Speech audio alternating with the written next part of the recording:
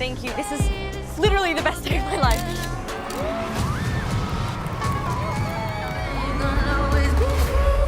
I gotta go to the bathroom.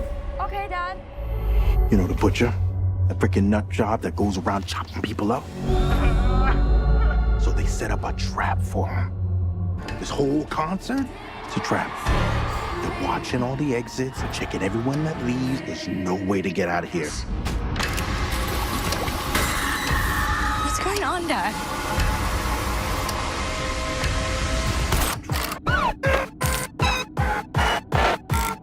Enjoy the rest of the concert.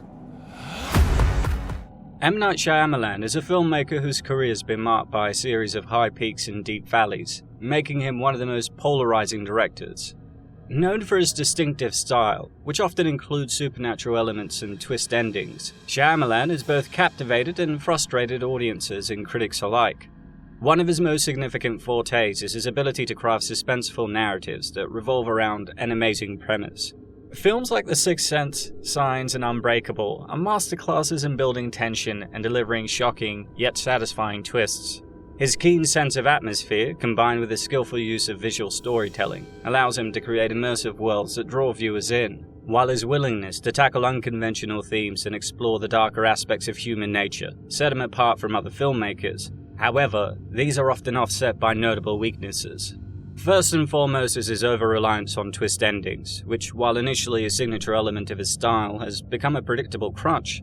Worst of all, though, is his penchant for writing horrible scripts that rely solely on an interesting premise. When these fail to land or feel forced, they end up undermining the entire narrative. This is evident in films like The Village and Lady in the Water. The director's tendency to write unnatural dialogue and prioritize atmosphere over coherent plot development also results in movies that, despite their stylistic flair, struggle to maintain cohesion. He's like the Zack Snyder of thrillers. The Happening is a prime example of this, where the intriguing setup was let down by the weak execution, baffling dialogue, and implausible character actions. What makes or breaks a film is the way that characters react to scenario, right? So in this situation, they should be driving in the opposite direction. I'm gonna give you a math riddle, okay? Right. It does not make sense for them to be doing this. You know what I mean? Like, so as a writer, M. Night has addressed one problem, which is the people stressing out, but he hasn't addressed the real problem, which is the fact that they're driving into the situation. You feel me? Yeah. Yes. Authorities are now feeling, by the sheer number of incidents being reported, that a terrorist group being responsible is becoming less and less likely. No shit, Sherlock. Oh my God. Dude, they lost contact with everybody and they're just like watching TV and getting 1080p videos. I know. Calling people. If we stay here, we are gonna die here. Who wrote this? It's so unnatural. Everybody, let's go ahead and panic, okay? I'm gonna turn the lights off and we're gonna panic right now. Does that sound great? All right.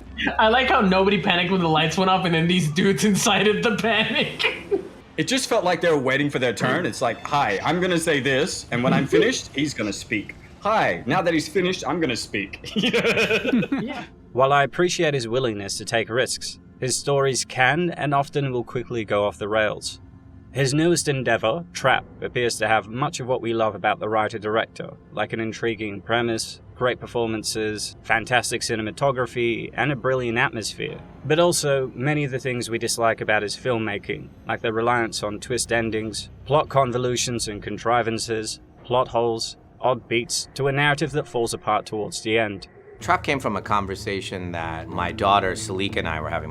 My daughter Salika is a musician, and we were talking about her art form, and we've seen her perform everywhere, and I've been backstage with so many friends that are musicians, so the world of concerts and backstage and what happens and how fans gather and the meet and greets and all that stuff is something that's kind of baked into me, and I thought, wow, this would be a kind of an interesting place to set a thriller, but really it came from the conversation with Salika, my daughter, that could we combine the idea of a concert and an idea of a thriller together in one experience and really get both things in one moment where you feel, wow, I'm overwhelmed by the music, but I'm also terrified from the thriller. The film opens with an ordinary, heartwarming scenario, with the protagonist, Cooper Adams, taking his teenage daughter Riley to a concert featuring her favorite artist, Lady Raven.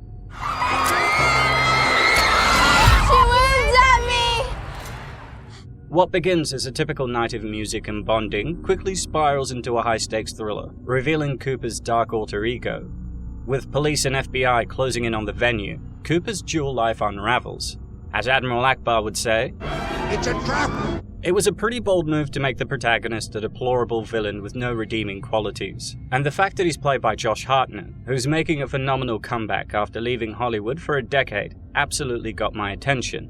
He's a father and loves his daughter very much, and I think that he finds himself in a pretty tricky situation in this film. As the title suggests, he finds himself in a trap, so he's got to find his way out.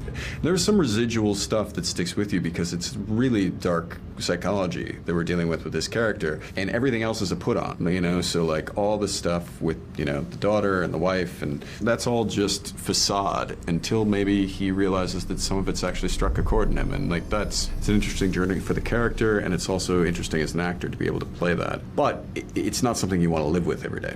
Shyamalan pitched Trap as if the Silence of the Lambs happened at a Taylor Swift concert, a premise that sounds both terrifying and comically improbable.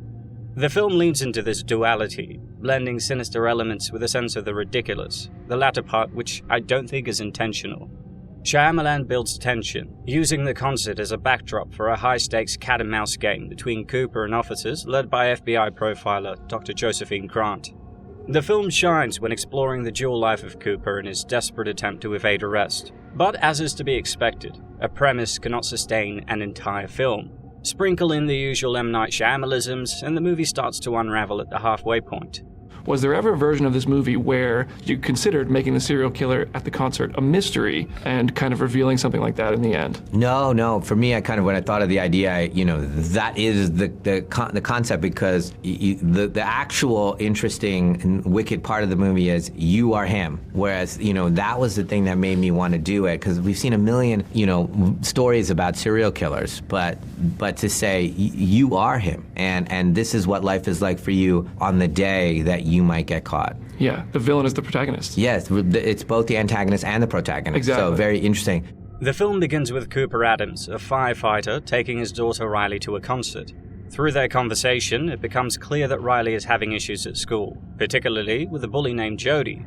Unless you saw the trailer, the film lures you into a false sense of security, with scenes of typical father-daughter bonding. However, this facade quickly shatters as Cooper's dark secret emerges, and the major twist is revealed at the very beginning. He is, in fact, an elusive and brutal serial killer known as the Butcher, and Cooper is having a great time checking his phone to monitor his captive victim Spencer while in the restroom. His dual life is a central focus of the film.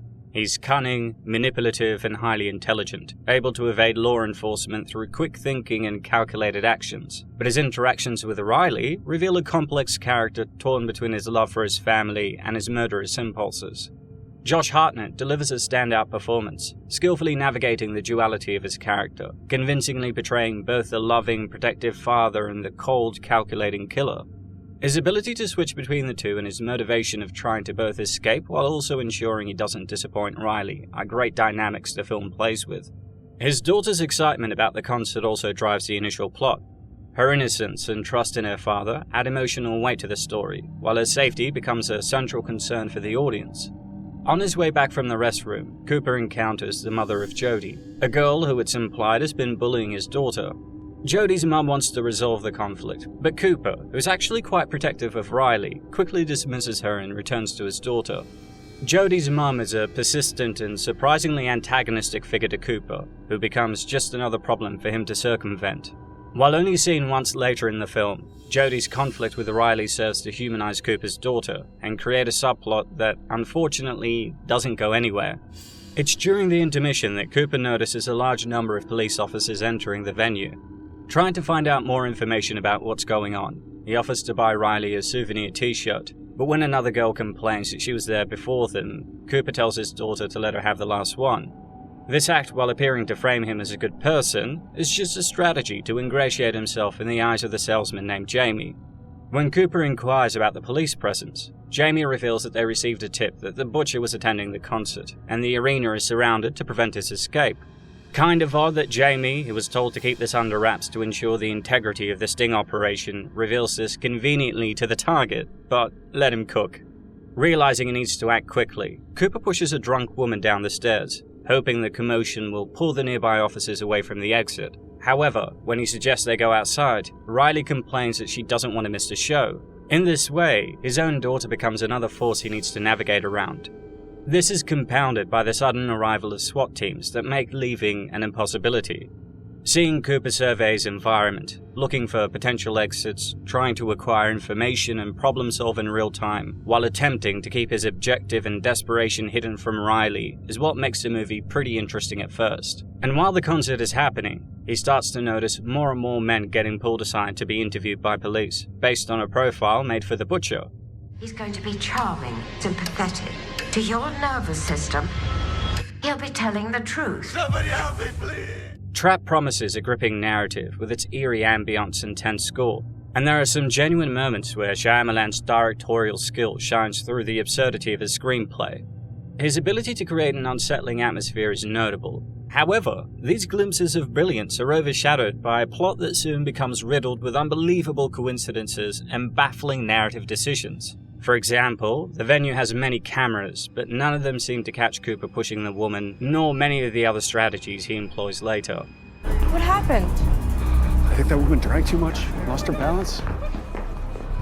Let's clear out and give him some space. As a guest artist prepares to join Raven, Cooper notices him emerging from beneath the stage and jokingly proposes they sneak in to see what's underneath. But Riley responds by saying he's being weird. Well, she's not wrong. A significant issue that I started to notice with Trap around this point was its inability to establish a consistent tone. The frequent cuts to Lady Raven's performance dilutes the tension and makes it feel more like a concept film with a serial killer subplot, and it pretty much is, but more on that later. This individual that we're searching for won't panic.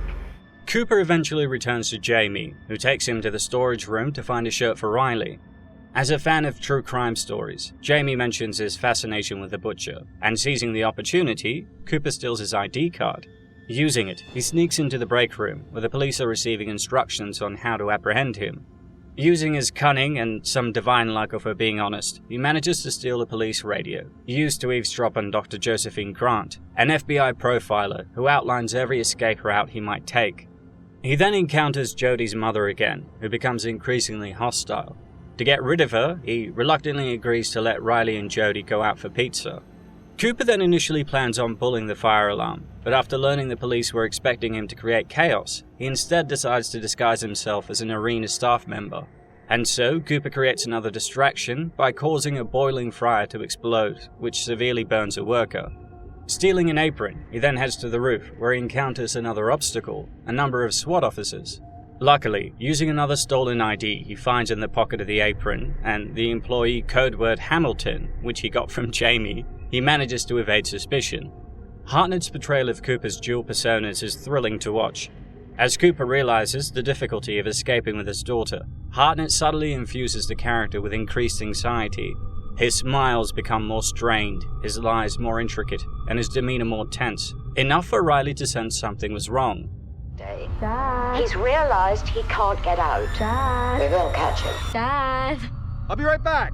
Back in the concert, Riley tells Cooper that Raven selects a person from the audience to be the Dreamer Girl for a song of the same name. And so, Cooper approaches a spotter, played by M. Night Shyamalan in his trademark cameo, who happens to be Lady Raven's uncle.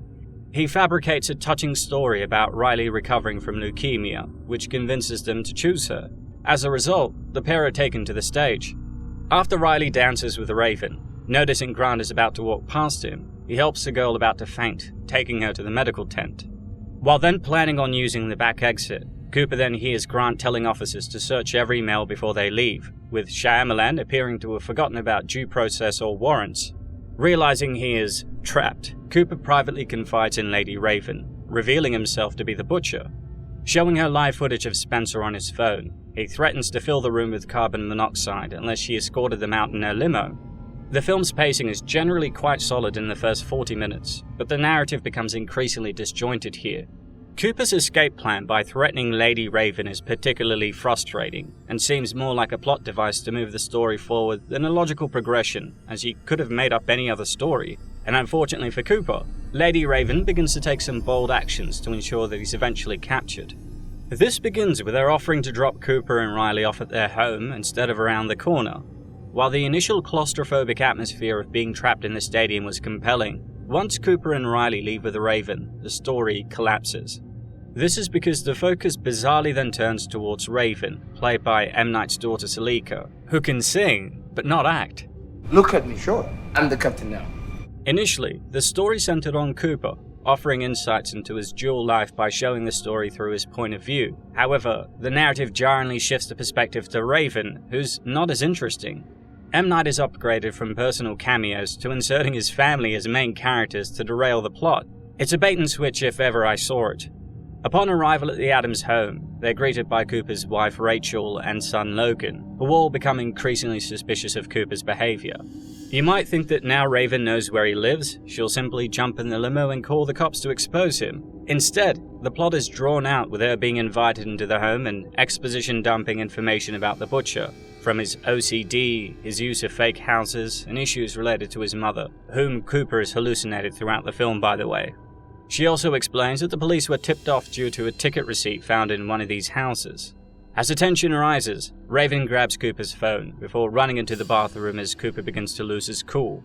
After speaking directly with Spencer, she starts a live stream, encouraging her fans to find him. Frustrated that he was now losing control of the situation, Cooper reclaims his phone, only to discover that Spencer is no longer locked up. He has every opportunity to kill Raven now, but her plot armor won't let him. With a SWAT team arriving at the home, he calmly escapes using a hidden exit leading into the neighbor's yard. Disguising himself as an officer, he sneaks into Raven's limo and drives away, handcuffing her to the door. But as they drive into town, she opens the window, drawing in a crowd of fans. She even manages to pry the cuffs off the handle and free herself as the police arrive, only to find that Cooper had disappeared once again. Realizing that someone close to him must have tipped off the police, Cooper then confronts his wife, intent on killing her. Rachel admits she thought Cooper was having an affair due to his suspicious behavior and the smell of cleaning chemicals on him, but when she found one of his fake houses, she began suspecting he was the butcher, hence why she planted the receipt before tipping off the police. So, Shyamalan wants us to buy that not only did his wife send her daughter off to a concert with her serial killer husband, knowing it would push him to desperation, surrounded by 20,000 potential victims, but that the police would try and trap him there with many innocent children around. See, now that's some bullshit. After eating a slice of pie she made for Riley's celebration, Cooper realizes that Rachel had laced it with drugs. This leads him to hallucinate seeing his mother again, revealed to actually be Dr. Grant, who lures him into the living room, where officers tase and finally subdue him.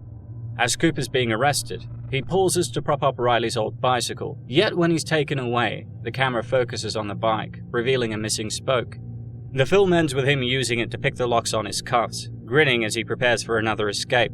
Does that mean you're leading us into a movie where eventually you're gonna rip the rug out from under us again? Oh, you know, it's I never think of it as twists. I think of it as kind of unfolding with the characters as the characters are learning amazing things. So in Trap, you know, you're with Josh, and as each thing happens, you're like, he's getting shocked at where he is and what's happening to him, and the causes of this, you're learning it with him. M. Night Shyamalan, known for bringing some intriguing concepts to the screen, doesn't appear to put as much care into his writing of characters and the plot as he does into his premises.